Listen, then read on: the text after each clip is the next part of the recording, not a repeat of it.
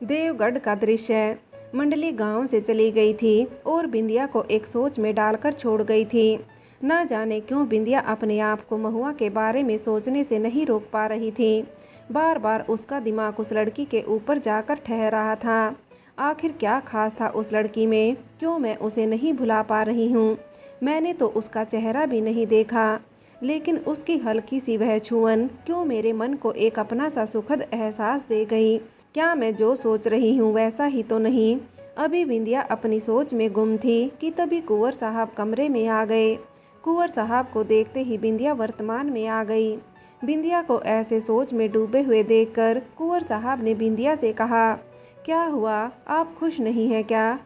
बिंदिया ने मुस्कुराते हुए कहा, नहीं ऐसी बात तो नहीं, आज आपने इतना खूबसूरत आयोजन किया था, हम खुश क्यों नहीं होंगे। हम जैसा चाहते थे सब कुछ वैसा ही था। सच कह रहे हैं कुंवर साहब, हमने कभी नहीं सोचा था कि हमारे घर में एक बेटी का जन्मदिन इतने हर्षो उल्लास के साथ मनाया जाएगा। लेकिन आपने हमारे इस भ्रम को मिटा दिया।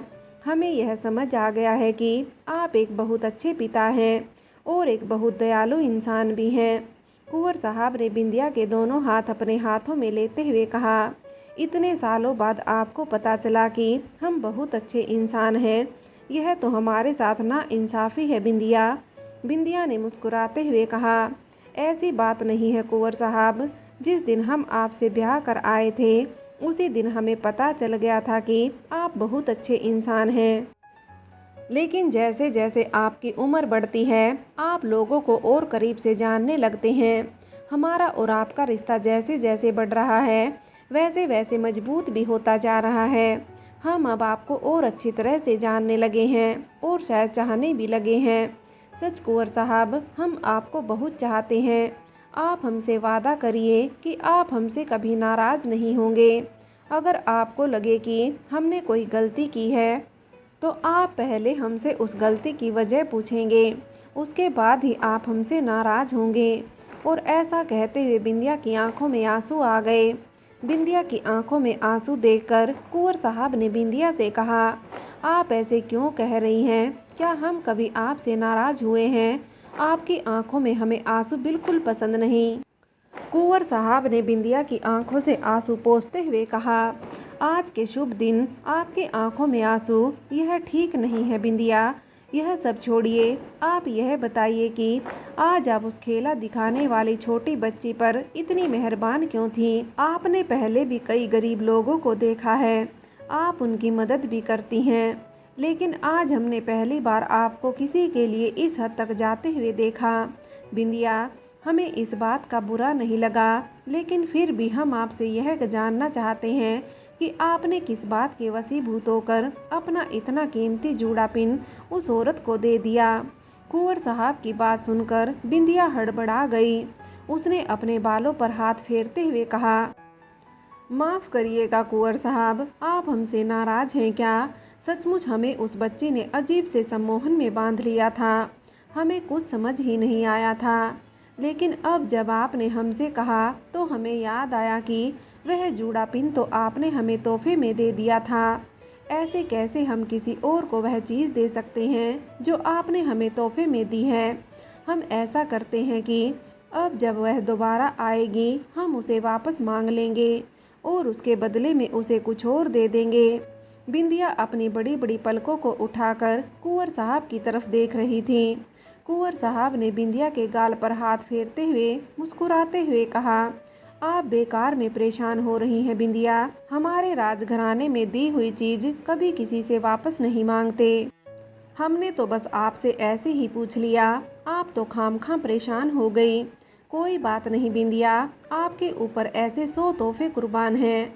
बस हमें इस बात की उत्सुकता थी कि आपने ऐसा क्यों किया, लेकिन अब हमें समझ आ गया है कि आपने ऐसा क्यों किया। कुंवर साहब की इस बात पर बिंदिया चोरी से उनका चेहरा देखने लगी थी।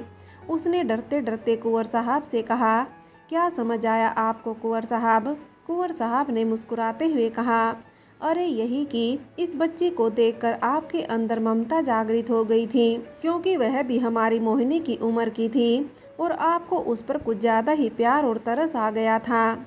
इसलिए आपने ऐसा किया, क्यों है ना बिंदिया? कुंवर साहब की बात समझ आते ही बिंदिया ने एक फीकी सी मुस्कान देते हुए कहा, हाँ हाँ हाँ, शायद आप ठीक कह रही हैं, शायद हमने इसलिए ऐसा किया था। कुंवर साहब ने बिंदिया के सर पर हाथ फेरते हुए कहा, चलो, हमें अच्छा लगा कि आपको इंतजाम पसंद आए।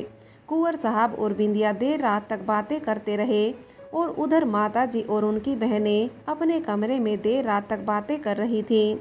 न जाने कौन सी ऐसी गुत्थी थी जो सुलझाने की कोशिश कर रही थी। मोहिनी का कमरा, मोहिनी की एक दो सहेलियां दूसरे गांव से आई थी। उसने आज रात अपनी सहेलियों को अपने साथ ही रोक लिया था। उसकी सहेलियां भी बहुत अमीर घराने की लड़कियां थीं।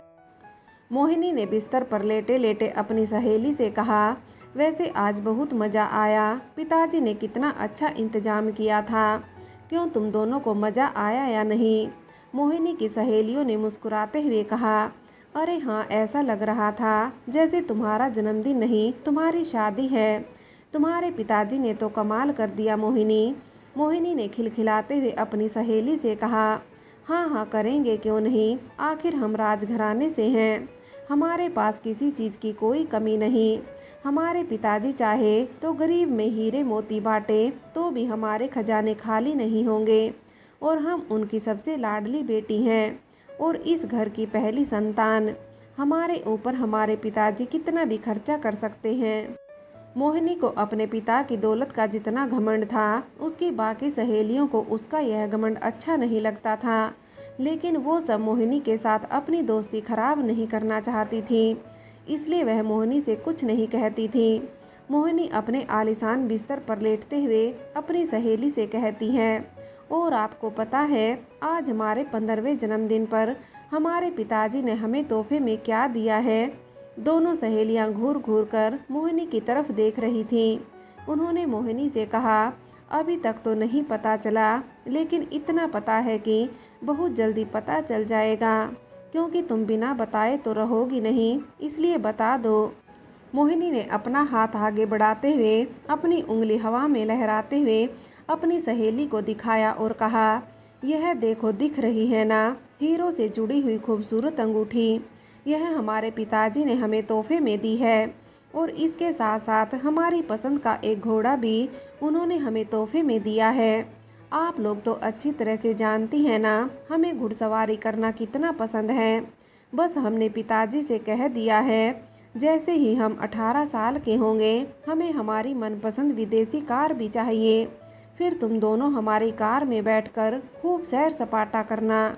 मोहिनी की घमंड भरी बातें सुनकर उसकी सहेलियां चुपचाप उसकी हाँ में हाँ मिला रही थीं। कितना अजीब था यह जन्मदिन। मोहिनी के जन्मदिन पर उसे लाखों की चीज़ें तोहफे में मिली। उसके पिता ने अपने रिश्तेदारों के साथ साथ आसपास के गांव को भी निमंत्रण दे दिया था, जिस पर अच्छा खासा खर्चा हुआ होगा। लेकिन उसी घर में जन्मी दूसरी कन्या, जिसने अपने ही जन्मदिन पर अपने कमाए हुए पैसों से अपना जन्मदिन मनाया, किसकी खुशी ज़्यादा थी यह तो नहीं कह सकते हैं, लेकिन मुझे तो सचमुच महुआ का जन्म उत्सव ज़्यादा मज़ेदार लगा। बड़गांव का दृश्य। सुबह सुबह सब अपने काम पर चले गए थे। राधिका विवेक के पास आ गई थी। अभी विवेक थोड़ा ठीक महसूस करने लगा था। 1-2 दिन बाद उसे दोबारा शहर ले जाना था डॉक्टर को दिखाने। राधिका ने विवेक से कहा, अब तुम बहुत जल्दी ठीक हो जाओगे विवेक। तुम्हें पता है ना, कल उन बड़ी हवेली वालों ने हमें बड़ा दिल खोल कर इनाम दिया है। बस हर हफ्ते ऐसे ही बुलावे आते रहे तो तुम देखना, हमारे साथ साथ हमारी मंडली के दिन बहुत जल्दी फिर जाएंगे। एक बार फिर हमारे आंगन में खुशियां ही खुशियां होंगी। विवेक ने राधिका से कहा, ठीक कह रही हो राधिका, शायद मैं गलत था, मेरी सोच गलत थी। न जाने मैंने ऐसा क्यों सोचा कि अगर तुम काम करोगी तो इसमें बुराई है। लेकिन सच, कल जब तुम लोगों को ऐसे सबके साथ नाचते हुए गाते हुए देखा तो लगा कि नाचने गाने में कोई बुराई नहीं। बुराई तो उन लोगों की नज़र में है जो इसे बुरा समझते हैं। नाचना गाना तो दिल की खुशी प्रकट करना होता है। अगर हम एक दायरे में रहकर खूबसूरती के साथ अपनी कला का प्रदर्शन करते हैं तो उसमें कोई बुराई नहीं। जैसे मैं कलाबाजी करके पैसे कमाता हूँ, वैसे ही तुम अपनी नृत्य कला के जरिए पैसे कमा सकती हो। मुझे माफ़ करना राधिका। विवेक की बात सुनकर राधिका ने मुस्कुराते हुए कहा, अब आप बार बार मुझसे माफ़ी मत मांगिए। देखा जाए तो शायद ईश्वर ने आपको इसलिए कष्ट दिया था कि उसमें हमारा भला छुपा था। बस आप जल्दी से ठीक हो जाइए, फिर हम टीले वाली माता पर प्रसाद चढ़ाने जाएंगे। मैंने और काकी ने तो सोच रखा है कि हम सब गांव वाले मिलकर खाना खाकर वहीं टीले वाली माता पर ले चलेंगे और माता को भोग लगाने के बाद हम सब वहीं बैठकर खाना खाएंगे। हमारी टीले वाली काली माँ हम सब की रक्षा करे और हमारी मंडली की भी। विवेक ने मुस्कुराते हुए कहा, हाँ अब मुझे लगता है कि बहुत जल्दी मैं ठीक हो जाऊंगा और दोबारा काम पर जा पाऊंगा।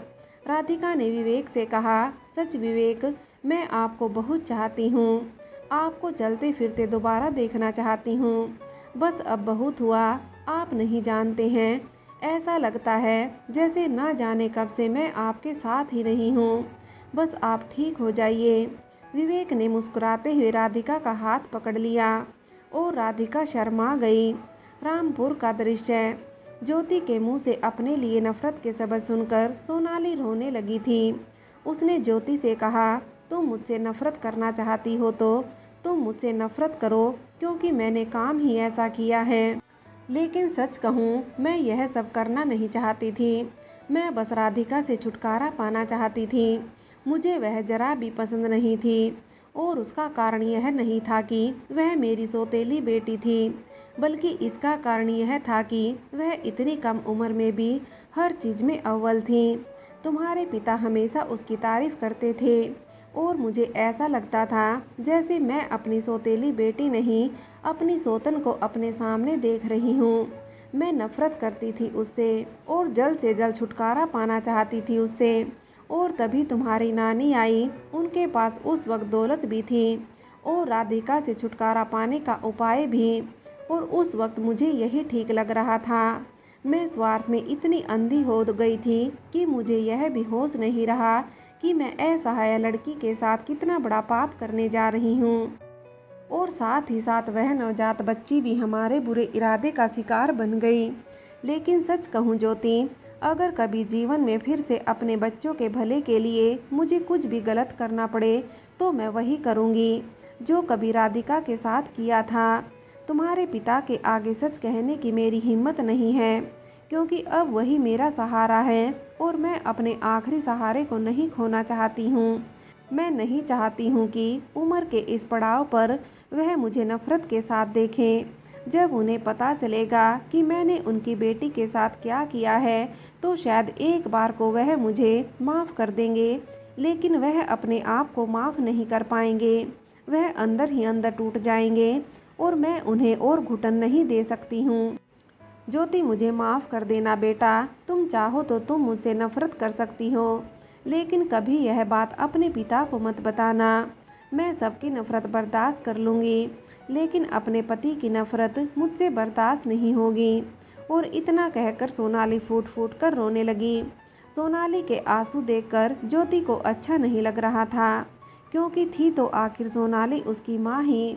और अपनी माँ को इस तरह से परेशान देखकर ज्योति उसके पास गई और उसके सर पर हाथ फेरते हुए कहा, अगर कभी दीदी आपके सामने आई तो क्या आप उनसे माफ़ी नहीं मांगोगी माँ? ज्योति की बात सुनकर सोनाली ने ज्योति से कहा, मैं उसके पैर पड़ जाऊंगी, उसे मुझे माफ़ करना ही पड़ेगा। लेकिन अगर वह मुझे माफ़ भी नहीं करेगी तो भी मुझे उससे कोई शिकायत नहीं होगी, क्योंकि मेरा पाप माफ़ी के लायक नहीं है। लेकिन कभी कभी मुझे लगता है कि मैंने कुछ गलत नहीं किया। अपनी औलाद के सुनहरे भविष्य के लिए हर माँ सोचती है। अगर मैंने भी स्वार्थ के वशीभूत होकर कुछ गलत किया तो इसमें बुराई क्या है? जानवर भी अपने बच्चों के लिए सोचता है, फिर मैं तो इंसान हूँ, अपने परिवार का भला बुरा सब समझती हूँ। सोनाली की बात सुनकर एक बार फिर ज्योति सोच में पड़ गई। वह बार बार अपनी माँ का चेहरा देख रही थी, शायद उसका चेहरा पढ़ने की कोशिश कर रही थी कि जो कुछ भी ये कह रही है वो इनका मानसिक विकार है या सच्चाई। फ्रेंड्स, आगे की कहानी के लिए कहानी का अगला भाग देखें।